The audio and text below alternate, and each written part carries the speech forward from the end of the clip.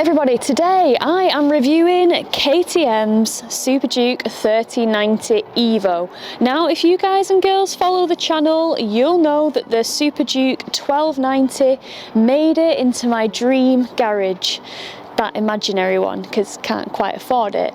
But will this bike be any different? Keep watching and we'll find out.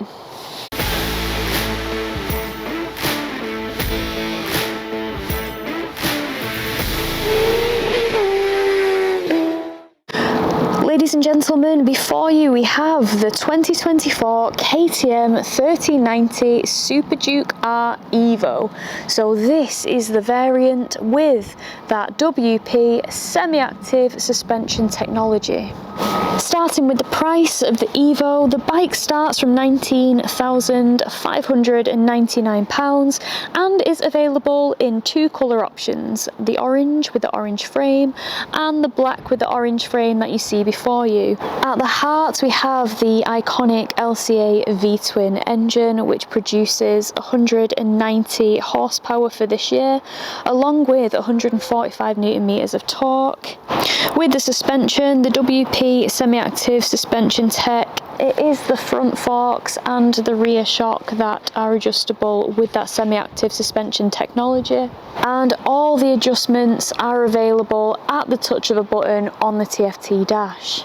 There are different settings that you can set the suspension to. You have comfort, you have street, you have sport settings, and then with the additional pack you have a track setting where you can make it super firm. With this dash you can really dial in the suspension settings and there is so much adjustability available, it's mind-boggling. Stopping power of this bike, and we need it to do its job because there's a lot of power there, we have two Brembo Stylema monoblock 4-piston radially mounted calipers on the front of two 320mm discs, and then on the rear we have a Brembo twin piston fixed caliper astride a 240mm disc. The bike comes with Bosch 9.3 cornering ABS and Supermoto ABS also. Right guys, it's time to jump on this bike, give it a rip around and see what we think. Right, let's get into the ride bit of this review. Oh, my favourite bit. Alrighty, let's get down to business. Oh yes, the ride bit of this review. As always, we will be staying in the confines of the law, so don't expect any mad illegalness from me today. Although this bike does make it ridiculously easy to be a bad gal, or a bad boy, or a bad whatever you want to be. Oh, so this bike to ride is absolutely scandalously agile. Oh, flickable, flippity floppity. Oh no, that was short-lived. Nice little 30. Okay.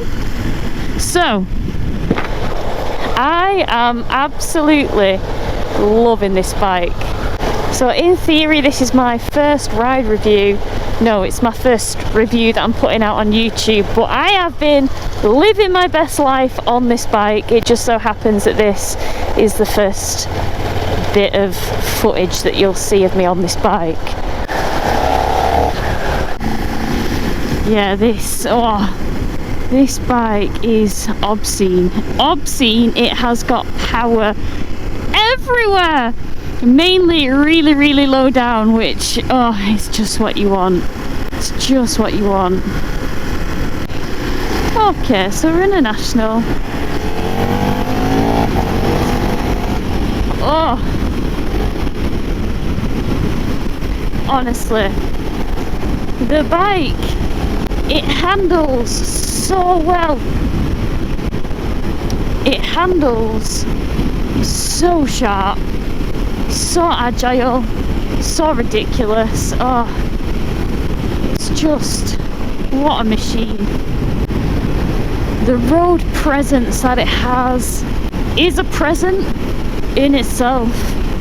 Its brakes, it will stop you so fast, but it has to because it gets very fast very quick, and it's definitely a bike that you've got to be on your game with, because man, it's just so fast, so fast. Oh, honestly, it will stonk along, it will stonk along.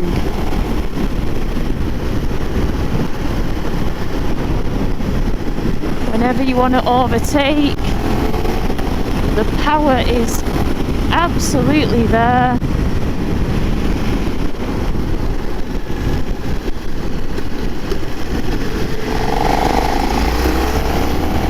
Oh man, it's a weapon. It's an absolute weapon.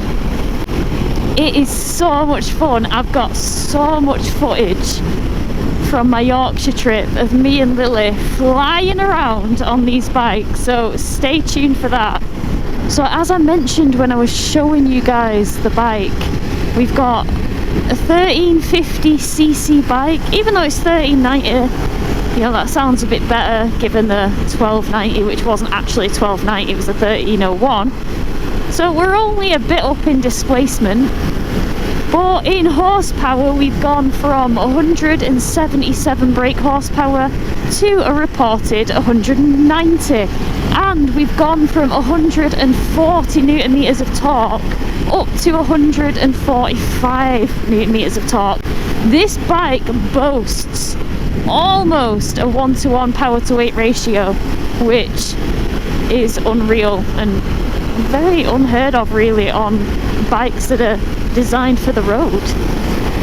Oh, the sound!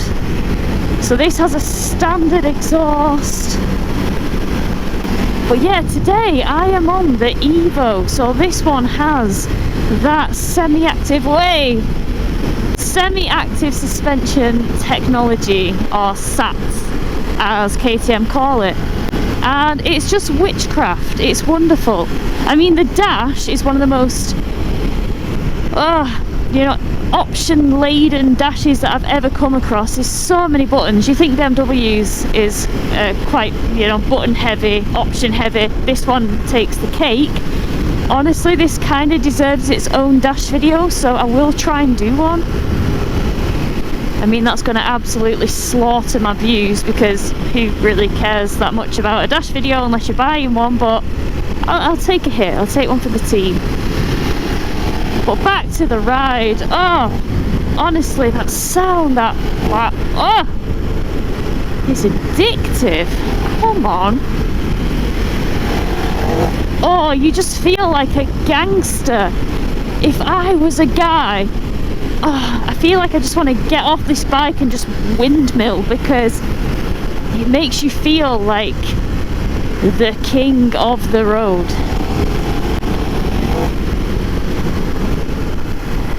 To me, it's got Rocket 3 presence in a much more nimble chassis. So all the amazing goodness of a Rocket 3 that makes you absolutely squeal like a girl when you ride it, it has that feature, that characteristic to me, but with actual incredible performance, like handling performance, agility. Oh gosh, it's like, I'm showing my age now, when I used to love Pokemon, it's like the Jolteon doing an agility attack. That's what it feels like. Absolutely mental. Now, I'm riding this bike in sport mode. So this is the Evo with that semi-active suspension. Sorry, I went off on a tangent. I'm riding it in sport mode.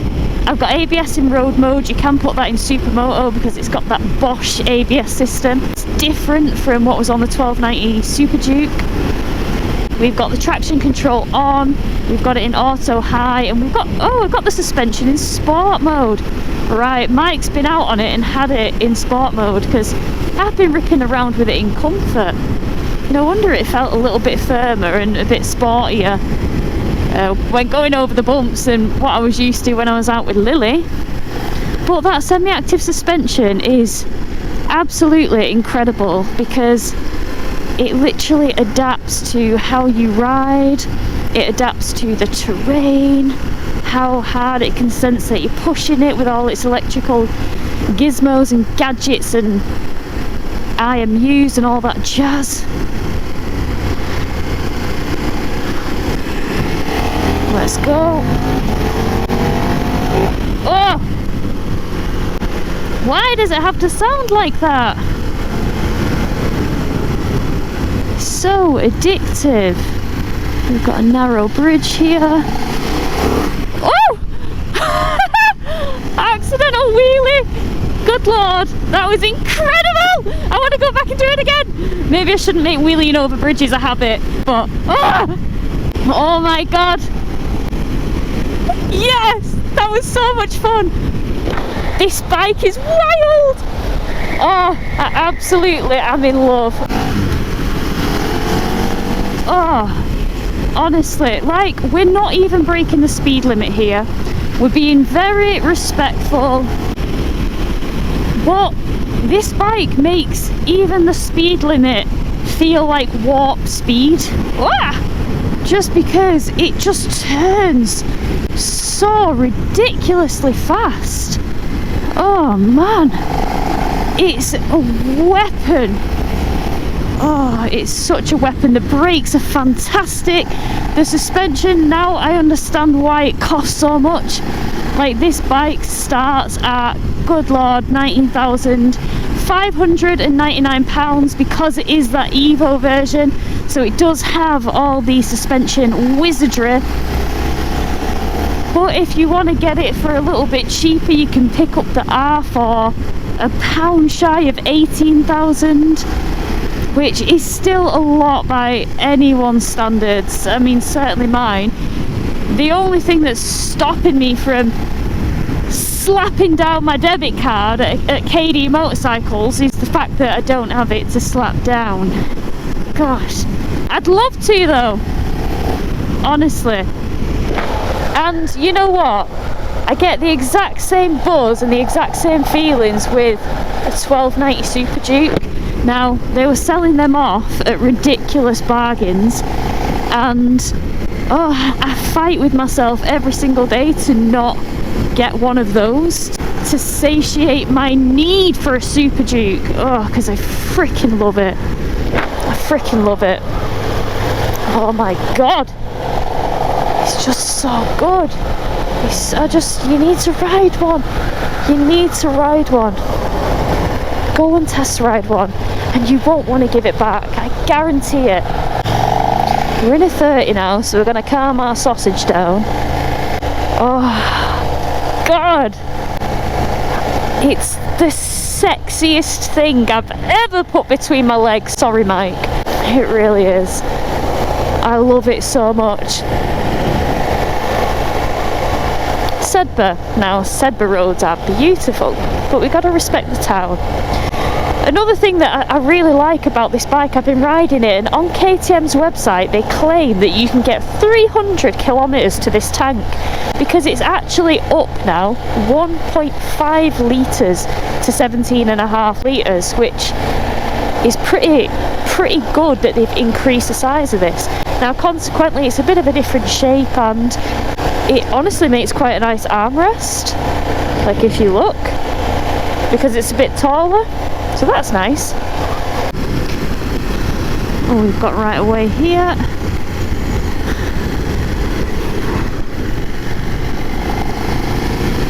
That we do. Oh, this road. Oh, not a 40. Come on, we need nationals. We need a nationale, baby. Okay, so on the topic of fuel, 17.5 litre tank, we covered that. Now, I filled this bike up and I was monitoring what I could get out of it. Now, KTM claim that this bike can do 300 kilometres to one tank, and I was dubious, I was sceptical.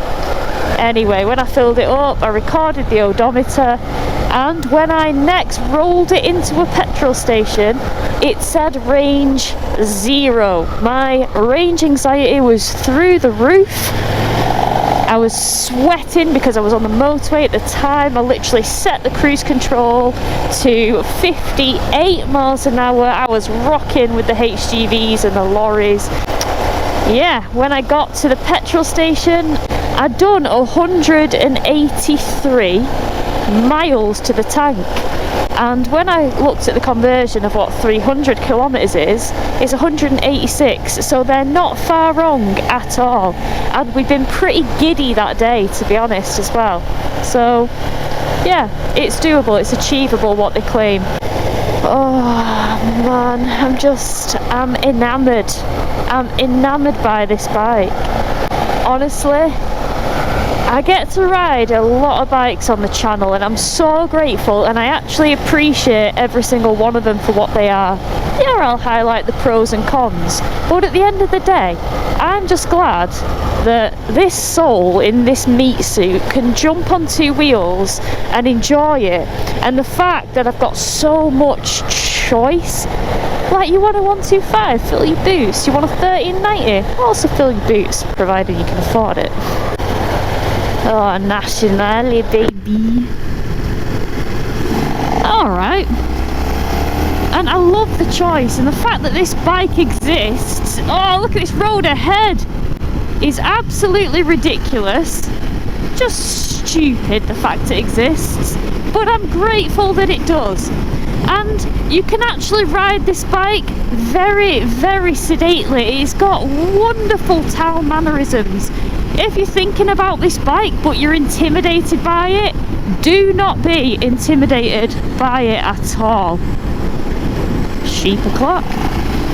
The reason I say that is because you can put it in street mode, you can put it in sport mode, and it's, you know, don't get me wrong, it's got preposterous amounts of power and torque, but it still feels pretty civilized. You've got wheelie control with this. You can alter the height of your wheelies, for God's sake. You can have enable low wheelies, enable moderate wheelies, enable ridiculous wheelies, no wheelie, as in complete help off.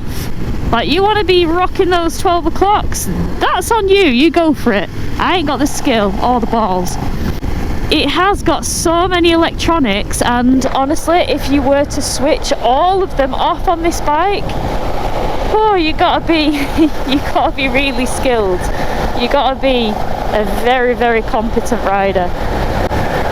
And that's the thing, I think there's a lot of people out there that think they're a very competent rider because they don't have self-awareness, when in reality they just ride like the rest of us, pretty average. And then that's when things can get a bit sticky and you can get yourself in a bit of a tangle. Oh, yes, these roads, oh man, they're just something else. And combined with this bike, it's just a recipe for smiles.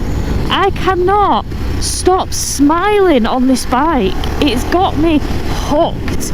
It's got its claws into me. They say it's a beast. It's well and truly got its claws hooked firmly into my psyche because I want it so bad. It's so fast. And yeah, everyone says, oh, the 990 is, you know, probably more of a better road bike. And you know what? It probably is. Because that kind of power is a lot easier to handle, especially on UK roads that are full of potholes, full of all sorts, grids, cattle grids, everything.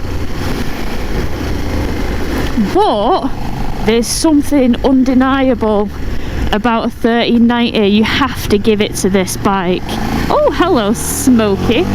There's just something about it. There's something about it, and yeah, I really want to ride the 990 Duke for sure, because I think I love it. I think I will. And it's much more affordable option for me if I was to, you know, go down a route of a new bike. But in the back of my mind, I would always think, but it's not the 1390, because this bike, man, if you can get a test ride and you can manage to get it out to some roads like this, you'll be absolutely blown away. You will be wowed beyond belief. Okay, so we've been a good girl and we've stuck to 30, but now we're finally in a national. Oh, it gets up to national speed in the blink of an eye. This is one of those bikes where your brain has to work really hard to keep up with your right hand, because it can go. It can go. And like I was saying, that same excitement, that same buzz that I get from the Rocket 3, imagine that, but this weighs 200 kilograms, an almost 1-to-1 power to weight ratio. Like, as quick and as intriguing as the Rocket is to ride, oh, it ain't got nimbleness like this bad boy. Now, as I was saying, with this bike, you need not be intimidated by it at all. If you want to ride this in rain mode, say you are a bit scared but you want to brake yourself in gently, you can put it in rain mode and it'll give you 130 brake horsepower, which is more than the 990 anyway, right? You can ride it in street mode, you can ride it in sport mode. Street mode is, you know, normal power, normal throttle response, or should I say full power, normal throttle response. Sport mode, I mean, now is a bit more crispiness on the throttle, still full power. Then you've got the track and the performance modes. Now they are for the lunatics of the world. That's not me. I don't profess to be a lunatic. I don't have the skill to be a lunatic, I'll be honest. My partner Mike, on the other hand, he has the skill to be a lunatic. He drives me insane, like how someone can ride like that. But yeah, it's pretty awesome.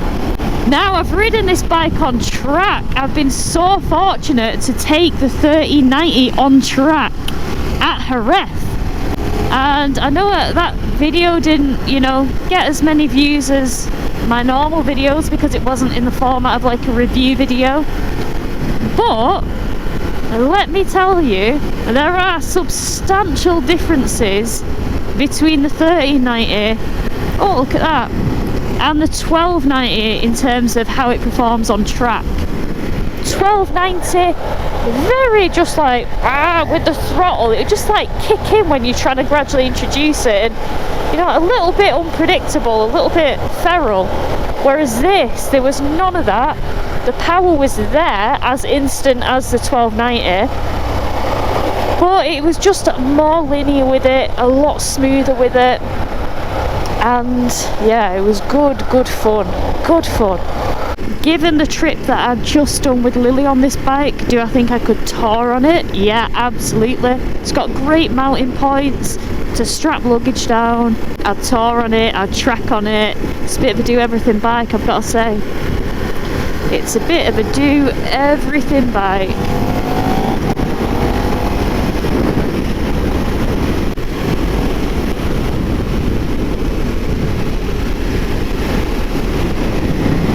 Yeah, your brain has to work a lot faster with this bike. If you want to get a bit frisky with the throttle. Oh man. Oh wow. Safe. Nice pram in the road.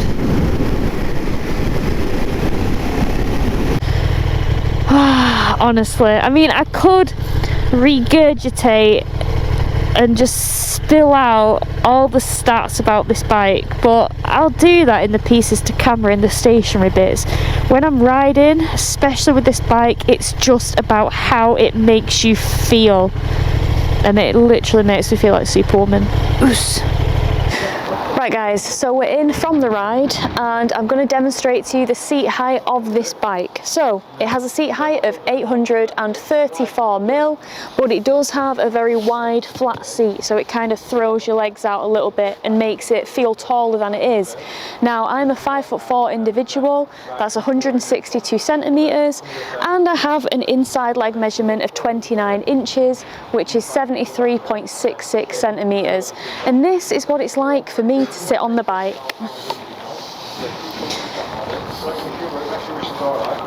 So because this is the Evo version, you can put it so that the bike squats before you set off, which does make it feel a little bit lower, but the wide seat does contribute to me struggling a little bit. And as you can see where the foot pegs are, directly where my soft tissue is on my calf. Stay tuned for my cons. So jumping straight into the pros. The first pro is the smile factor. This bike, when I ride it, I cannot wipe the smirk, the smile, the grin off my face. I'm absolutely in love with this bike. It's a brute, it's a powerhouse. It's just so good. And honestly, every day that I've had this bike, I've been like, I want to get out on it, I want to get out on it. And I don't often feel like that with press bikes, but this, it's just that good in my opinion. Another thing that I love about this bike, one of its pros, is how much of an engaging ride it is. It's one of those where you can ride it delicately and it's fine, it'll behave itself, which we like, especially when we're trying to go through towns and we're, you know, trying to be respectful of the laws and the people around us in these quaint towns. But you know that engine, that V-twin engine, is just cooking up a storm with all the torque that this bike has available. 145 Newton meters of torque.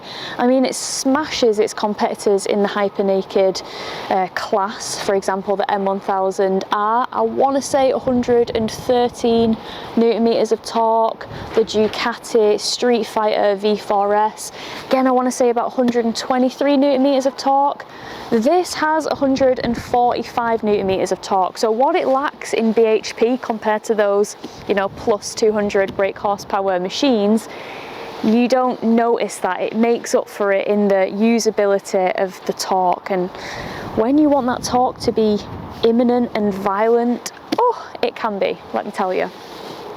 Another pro for me is the aesthetics. I know this is subjective and I know that headlight divides so many people, but I actually love it. I don't think it looks pretty, but I don't want it to look pretty. I want it to look evil, I want it to look menacing. And when I look back at it at the petrol station, that's what I think. I think I am about to get on an absolute brute. And when people see this headlight in that mirror, I want them to be like, the 3090's behind me, and you just know, because look at it, it's so distinctive. And yeah, the LEDs on it are fantastic. They're great in the dark, they're great in the daytime. They have ambient lighting, so when it does, you know, get a bit darker, they do go a bit more brighter. And yeah, I really like the looks of this bike, 100%.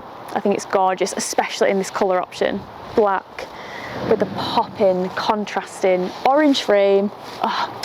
Another thing I really like, I mean, it might not be the best looker, but the sound of the exhaust is gorgeous. When you just wah, wah, it, oh, it's a really nice feeling, and it just sounds so good. It sounds like an aftermarket can, in my opinion, even though it doesn't quite look like one.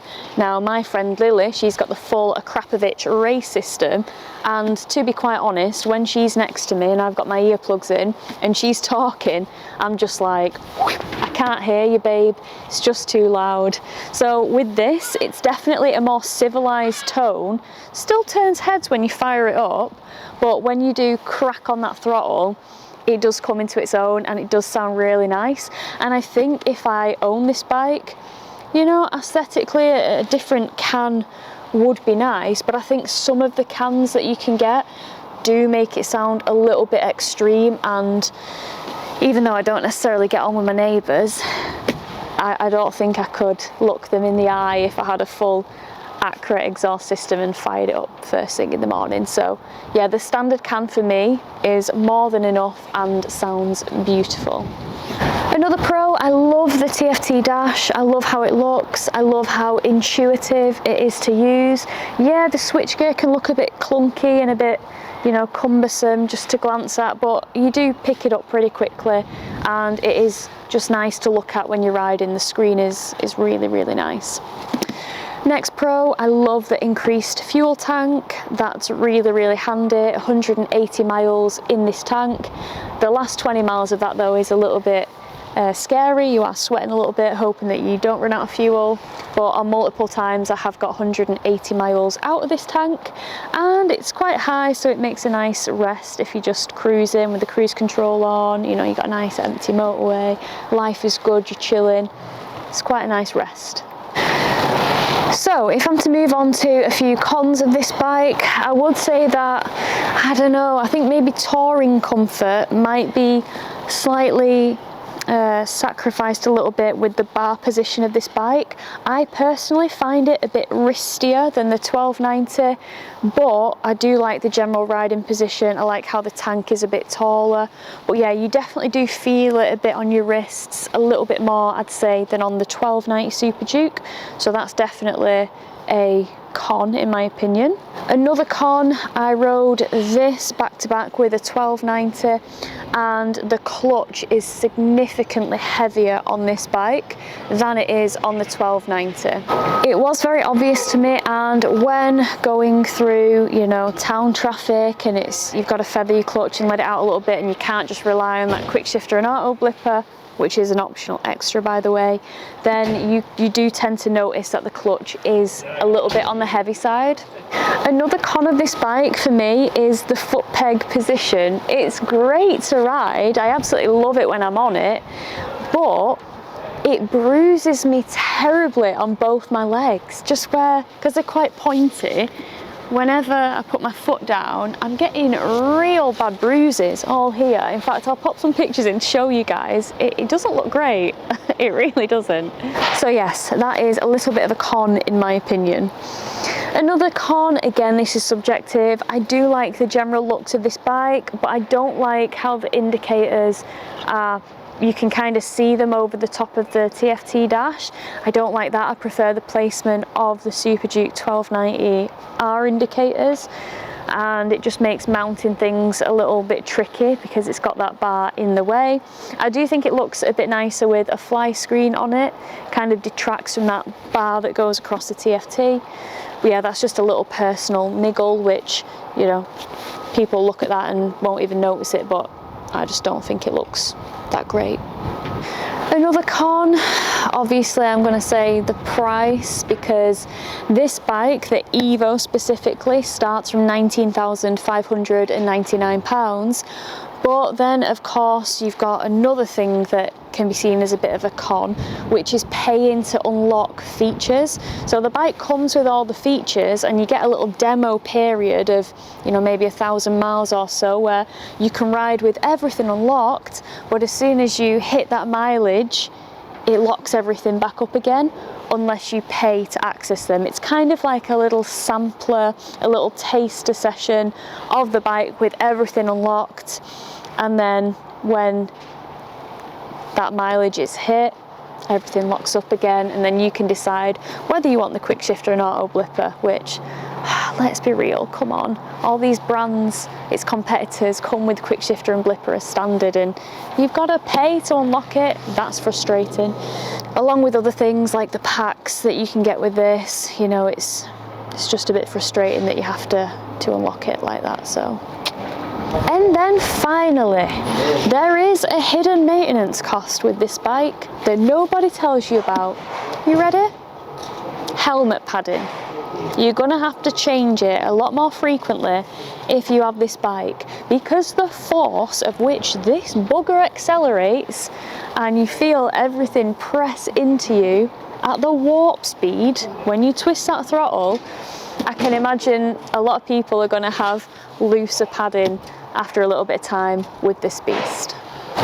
Well everybody, my time with this bike is coming to an end. I've had it for almost 3 weeks and I really do not want to give it back. In fact, I'd go so far as to say this is the best bike that I've ever ridden. And on that note, I'll end the video. See you on the next one, guys. Bye.